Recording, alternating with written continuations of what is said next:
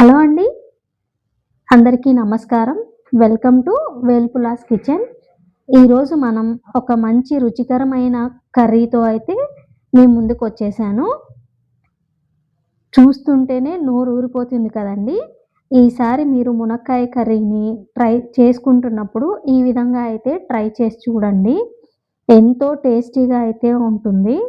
వేడి వేడి రైస్‌తో కానీ, చపాతీ, రాగి సంగటి, పుల్కా, నాన్‌లోకి ఈ కర్రీ అనేదైతే బావుంటుంది.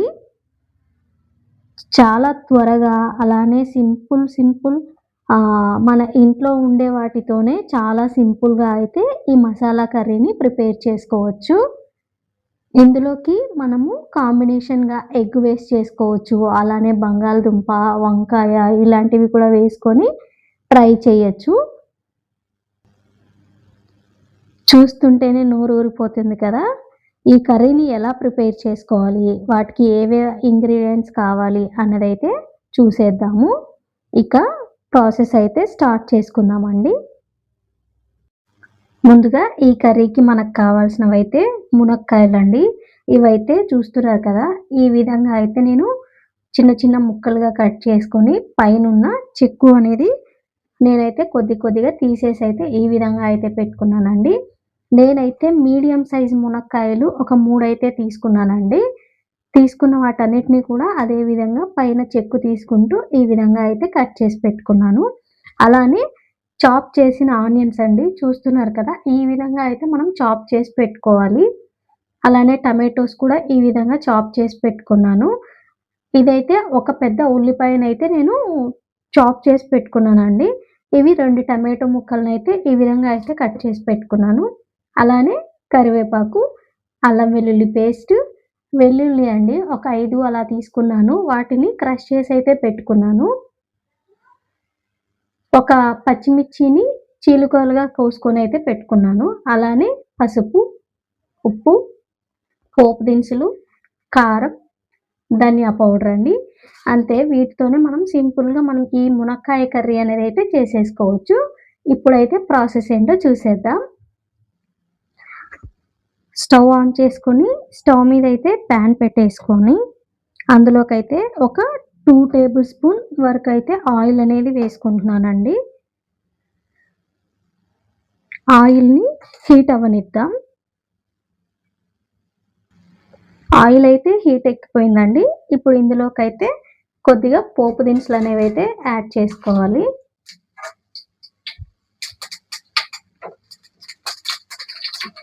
ఇవి మనకి మంచిగా ఫ్రై అవుతున్నప్పుడు మనము ఇందులోకైతే మనం కట్ చేసి పెట్టుకున్న పచ్చిమిర్చిని కూడా వేసేసుకోవాలి.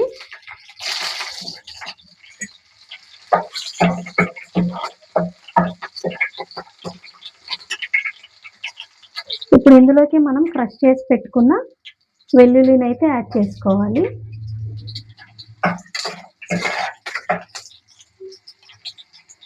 అలానే ఆనియన్స్‌ని కూడా వేసేసుకుంటున్నాను. ఆనియన్స్‌ని మీరు కావాలి అనంటే గ్రైండ్ కూడా చేసుకోవచ్చండి. పేస్ట్ కూడా యాడ్ చేసుకోవచ్చు. నేనైతే ఈ విధంగా సన్న పీసెస్‌గా అయితే చాప్ చేసుకున్నాను చాపర్‌తో. మీరు లేదంటే కోర్స్‌గా కూడా బ్లెండ్ చేసుకోవచ్చు. బ్లెండర్‌లో వేసేసి ఒక తిప్పు తిప్పారంటే మిక్సీ జార్‌లో వేసి మనకు ఈ పీసెస్ అనేవి ఈ విధంగా అయితే వస్తాయన్నమాట ఆనియన్స్ అనేవి. ఇలా కట్ చేసి వేసుకోవడం వల్ల మనకి గ్రేవీ అనేది బాగా వస్తుంది. అలానే టేస్ట్ కూడా బావుంటుంది. ఇప్పుడు ఈ ఆనియన్స్‌ని కూడా మనం బాగా ఫ్రై అవ్వనిద్దాం. చూసారు కదా! ఈ విధంగా ఫ్రై అయితే సరిపోతుంది. మనకు మరీ ఎక్కువగా ఫ్రై అవ్వాల్సిన అవసరం అయితే లేదు. ఇప్పుడు ఇందులోకైతే మనము కరివేపాకు అనేది యాడ్ చేస్తున్నాను.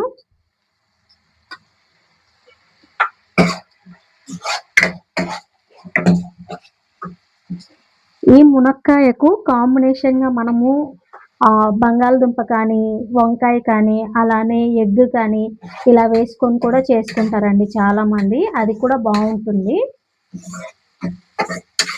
అలానే వీటితో మసాలా పెట్టి కూడా చేస్తారు. చూసారు కదా! మనకి ఇప్పుడు ఇవి కూడా ఫ్రై అయిపోయాయి. ఇప్పుడు ఇందులోకి అయితే కొద్దిగా అల్లం వెల్లుల్లి పేస్ట్ అనేది అయితే యాడ్ చేసుకుందాం.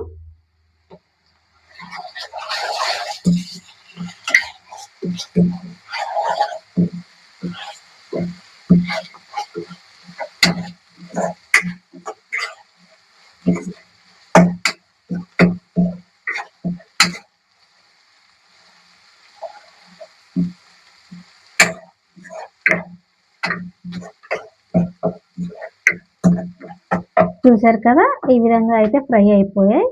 ఇప్పుడు ఇందులోకి మనము ముందుగా కట్ చేసి పెట్టుకున్న మునక్కాయలను కూడా యాడ్ చేసుకుంటున్నానండి.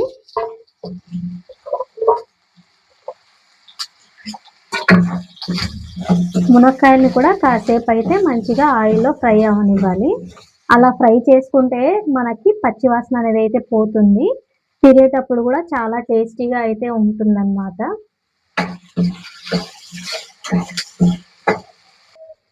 చూసారు కదండి, ఈ విధంగా అయితే మనకు ఇవి కూడా ఫ్రై అయిపోయాయి.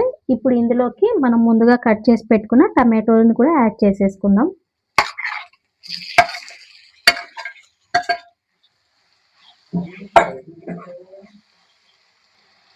ఇప్పుడు వీటిని కూడా మంచిగా ఫ్రై అవ్వనిద్దాం. ఇప్పుడు వీటిలోకి కొద్దిగా పసుపు అనేది అయితే యాడ్ చేసుకుందాం.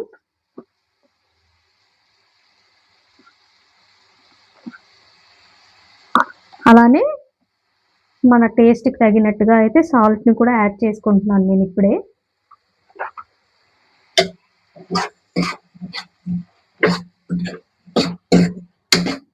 వీటన్నిటిని కూడా మూత పెట్టేసి కాసేపు మంచిగా ఫ్రై అవ్వనిద్దాం.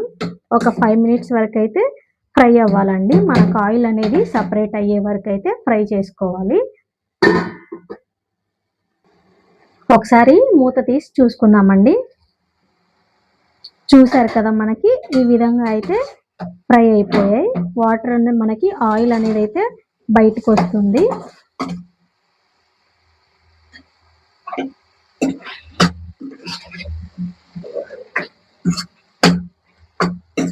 ఇప్పుడు ఇందులోకి అయితే ఒక మసాలా పేస్ట్ని అయితే యాడ్ చేస్తున్నానండి. ఇందాక మీకు ఈ మసాలా పేస్ట్ని చూపించడం అయితే మర్చిపోయాను. ఇందులోకి అయితే నేను కొద్దిగా ఎండు కొబ్బరి, ధనియాలు కొద్దిగా, అలానే పల్లీలండి. పల్లీలు ఒక స్పూన్ వరకు అయితే పల్లీలు తీసుకున్నాను. ఒక చెక్క, 2 లవంగాలు, ఒక యాలక్కాయ అయితే తీసుకున్నాను. వాటిని మంచిగా ఫ్రై చేసుకొని అయితే ఈ విధంగా అంటే కొద్దిగా వాటర్ ఎక్కువ వేసుకొని ఈ విధంగా పేస్ట్ లాగా అయితే చేసుకున్నాను. వీటిని కూడా మనము ఇందులోకి వేసేసుకున్నాం. దీనివల్ల మనకి మసాలా వేయడం వల్ల మనకి టేస్ట్ అనేది బాగుంటుంది. గ్రేవీ కూడా మంచిగా వస్తుంది అన్నమాట.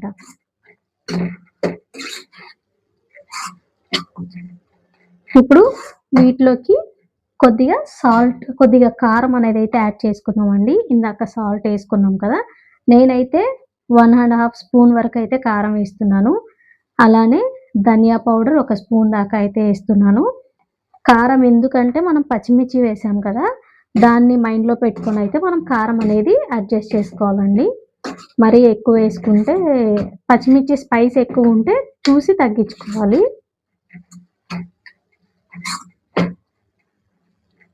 ఇప్పుడు మనము మూత పెట్టేసుకొని వీటిని ఇంకో 5 మినిట్స్ వరకు అయితే బాగా బాయిల్ అవ్వనిద్దాం. ఒకసారి మూత తీసి చెక్ చేసుకుందామండి. చూసారు కదా, మనకి ఆయిల్ అనేది బాగా పైకి తేలింది. అంటే మనకి మసాలా కూడా పచ్చివాసన అంతా పోయిందనమాట. ఇప్పుడు ఇందులోకైతే ఒక 1/2 గ్లాస్, అంటే టీ గ్లాస్లో నుంచి ఒక 1/2 గ్లాస్ వరకు అయితే వాటర్ని యాడ్ చేసుకుంటున్నాను.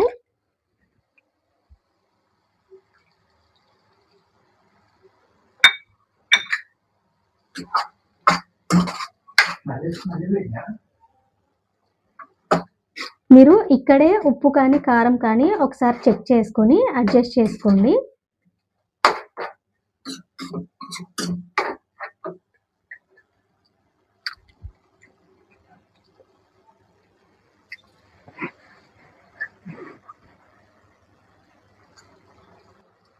ఇప్పుడు ఇంకో 5 మినిట్స్ వరకు అయితే మూత పెట్టి మనము ఆ మునక్కాయల్ని మంచిగా ఫ్రై చేసుకుందామండి. ఎక్కువగా ఫ్రై అవ్వనివ్వకూడదు. మరీ మెత్తగా అయితే మనకి మునక్కాయలనేవి పిసురు పిసురు అయిపోతాయి. కాబట్టి చూసుకుంటూ ఒక 5 మినిట్స్ అయితే బాగా కుక్ చేసుకుందాం. ఇప్పుడైతే ఒకసారైతే ఓపెన్ చేసి చూద్దామండి. చూసారు కదా! మనకి ఆయిల్ అంతా కూడా పైకొచ్చేసింది. మునక్కాయలు కూడా మనకి మంచిగా ఫ్రై అయిపోయాయి. తక్కువ వాటర్‌తోనే మనము మీడియం ఫ్లేమ్‌లోనే ఈ మునక్కాడలనేవి మంచిగా ఫ్రై చేసుకోవాలండి.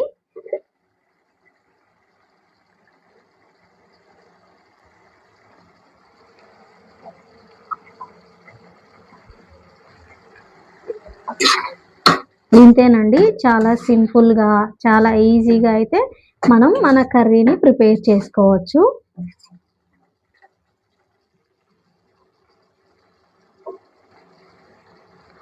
మీరు గనక మన ఛానల్‌ని ఫస్ట్ టైమ్ చూస్తున్నట్లయితే సబ్స్క్రైబ్ చేసుకోండి. ఇలాంటి మరి ఎన్నో మంచి మంచి రెసిపీస్‌తో అయితే మీ ముందుకి వస్తూ ఉంటాను. అలానే మీ ఫ్రెండ్స్ అండ్ ఫ్యామిలీ మెంబర్స్‌కి కూడా షేర్ చేయండి. ఇప్పుడైతే స్టవ్ ఆఫ్ చేసేసుకుందామండి. చూసారు కదండీ! ఎంతో సింపుల్‌గా, చాలా ఈజీగా, టేస్టీగా అయితే ఈ కర్రీని మనం ప్రిపేర్ చేసుకోవచ్చు. మన ఛానల్‌ని సబ్స్క్రైబ్ చేసుకోండి.